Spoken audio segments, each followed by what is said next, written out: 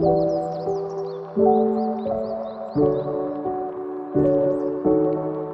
everyone and welcome back to my channel. Today this is a quick video on how I changed the tire of my car, and I'm going to show you how I did it and some equipment I used that made the work easier. Keep watching.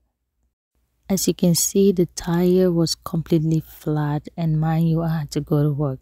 So you want to make sure the car is on a flat surface, well packed off the road, and you can secure it like with a stone or a solid object for moving, and you make sure your brakes are raised up as well. So this is the spare tire I'll be using. Make sure you always have a spare tire in the back of your car, in your trunk. That way wherever you are, it'll be easier for you to change it. So this is the tire I'll be using, and I use a 4-way lock wrench to be able to unscrew the screws of the tire.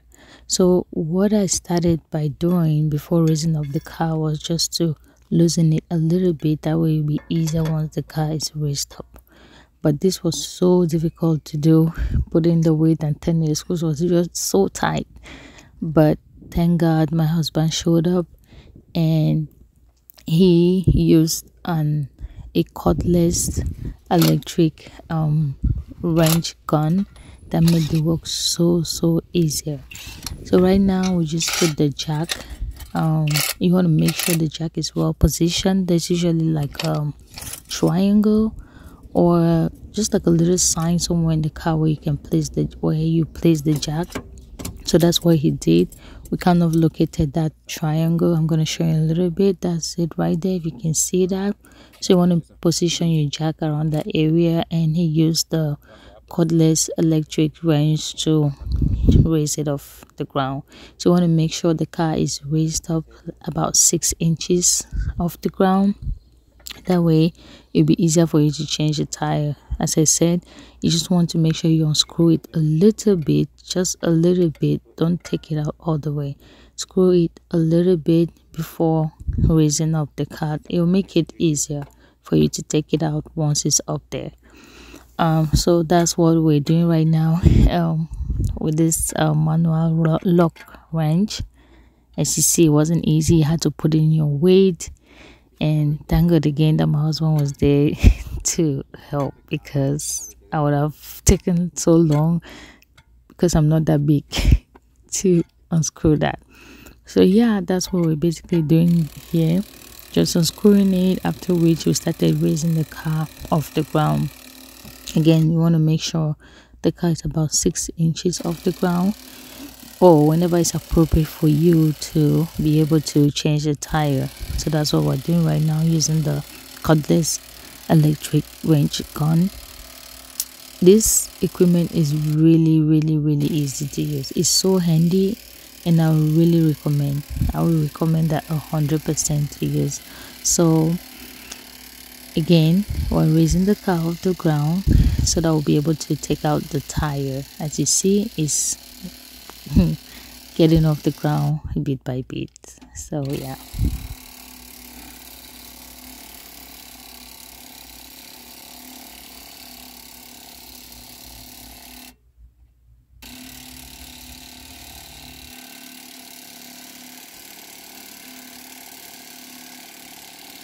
So after we're done raising the car off the ground, we're just going to use our cordless electric wrench gun to unscrew the tire. So that's what we're doing right now. We're just taking off the screws. So fast, so easy, as you can see, comparing to the manual wrench we had earlier. So this is the brand we're using. Yeah, basically that's it. We took out the tires, and right now we're putting the old tire in. You want to make sure the placement is right, and whenever you're screwing back the tire, you would want to make sure you screw them in separate directions. You're gonna see what I mean. Don't try to screw them either in a clockwise motion or an anti-clockwise motion. You want to make sure you screw the first one up, another one down, the other one on the left, the other one maybe on the right, the bottom right, something like that. Because if you try scrolling it like in a clockwise motion or anti-clockwise motion, I don't know if you understand. If you're scrolling like one after another going towards a particular direction, it might not be well aligned. So you want to make sure you scroll one, as you can see right now, and then scroll one there, the other one the opposite direction. Because if you scroll it just the same direction, the tire might not be well aligned. I hope you understand. Sorry if I didn't explain that right, but yeah, that's what he's doing right now. And once that is secure, he'll just go ahead and reinforce the screwing of the screws, after which we used this manual lock wrench to tighten and fasten the screws. As you can see, it wasn't that tight, so you want to make sure you use this manual one.